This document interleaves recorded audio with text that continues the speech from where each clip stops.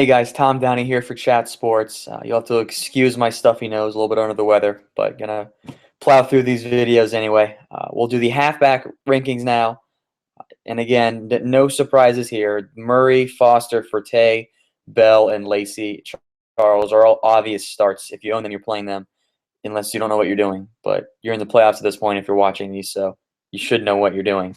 But after that top six, it gets a little weird this week. C.J. Anderson has been playing really well. Not a great matchup against Buffalo. Same with Marshawn Lynch. Mark Ingram doesn't have the greatest matchup. LaShawn McCoy doesn't have a great matchup. Justin Forsett doesn't have a great matchup. But they're all still in that top 10 play range because normally one of them would jump ahead of the other, but they all kind of have these poor matchups. So you're going to have to kind of weather the storm there, and hopefully you get a touchdown or at least enough yards to make it worth your while starting them. Rashad Jennings, he's a little bit banged up, and that worries me, but I think he'll be okay. I really like Trey Mason this week, as long as the Rams running back by committee doesn't rear its ugly head again. But I think he'll be okay. I like Alfred Morse for a similar reason, minus the running back by committee. Looks like Joique Bell is the only consistent Lions halfback right now because Reggie Bush is hurt, and Theo Riddick only plays if Bush is hurt. So, and those guys are much later down in my rankings. Isaiah Crowley, I guess he's the starter in Cleveland now. I feel like it changes every 2 weeks, so be careful playing him, but I think he's top 20 this week. Jeremy Hill and Gio Bernard, they kind of cut into each other's touches, but I think Hill is a little bit of a safer play.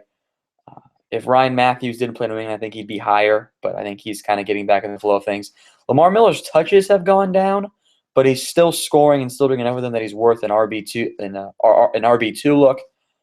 Daniel Boom Heron looks like he's going to be the main guy in Indy because Henderson isn't very good. But I don't trust Heron yet, so kind of be cautious with him. Frank Gore isn't getting as many touches, but he's a great matchup. Denard Robinson hasn't looked that great as of late. Andre Ellington, this is another big guy for me because I have him in like 3 different leagues.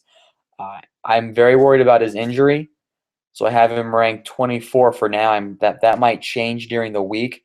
If he can't go, look for a guy like Stephon Taylor to step up.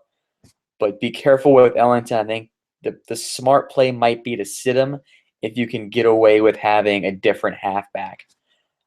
Shane Vereen and LeGarrette Blount kind of near each other. Kind of funny how that's kind of returned since the Steelers cut Blount. But I like Vereen more than Blount. I think Vereen a little bit more dynamic of a player. Some other guys to look out for as I scroll through my own rankings here. Jerick McKinnon depends on if he's healthy.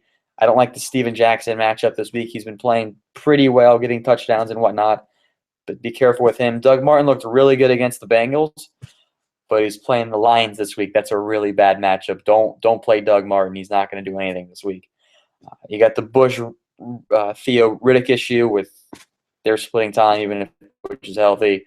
Avoid that, and then as you get farther down, it's kind of if you're playing those guys, you're hurting. So hopefully you're not. And then Pierre Thomas is 45. I just want to mention him. PPR leagues, he's a really nice play. Not in standard leagues. He doesn't get enough carries. But that's it on the halfbacks. And remember, trust your gut. You probably know what you're doing if you've made it this far and you're battling for the playoffs and championships. So thanks, guys.